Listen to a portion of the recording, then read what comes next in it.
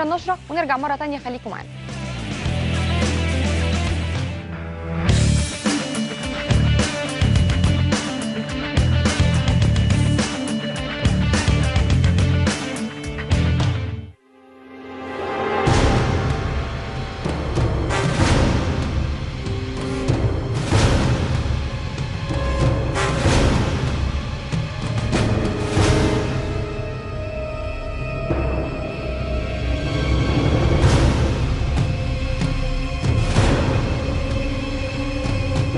تعرض دكان شحاتة للسرقة شيء مفزع، شيء مفزع لأنه خسارة فادحة للمنتج.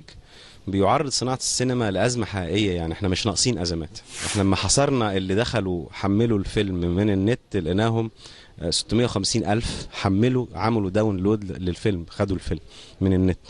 وفي 250 أو 200 بالظبط، 254 ده حصر حقيقي على فكرة، 254 ألف شافوه على النت بشكل مباشر. فانت بتتكلم دلوقتي في ايه؟ في تقريبا في مليون مشاهد، مليون مشاهد شافوا الفيلم على بوسيله النت، غير الملايين الاخرى اللي ممكن تكون اشتريتوا ديفيديوهات من الشوارع.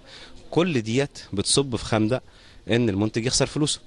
في كل بلاد العالم، فرنسا مثلا، في عقوبات رادعه وفي تغليظ للعقوبه، في سجن بيصل لسنوات، وفي غرامات بيحددها المنتج مش بيحددها القانون على حسب خسائره. المطلوب تشريع جديد يغلظ العقوبة على سارقي هذه الأفلام، لأن مش متصور إن هل أنت تقدر تسرق تلفزيون أو فيديو أو أي جهاز وتنزل تبيعه في الشارع؟ البوليس بيمسكك. احنا أفلامنا بتباع في الشوارع علنا ومحدش بيمسكهم. الجديد لو ناره ولعت هتوهوج ومحدش هيطفيها. هو ايه اللي بيحصل ده؟ صوت من اجل كفاح الدبلوماسيه، من اجل قتال الاخر، من اجل الساعة خلصت يا شحاتة.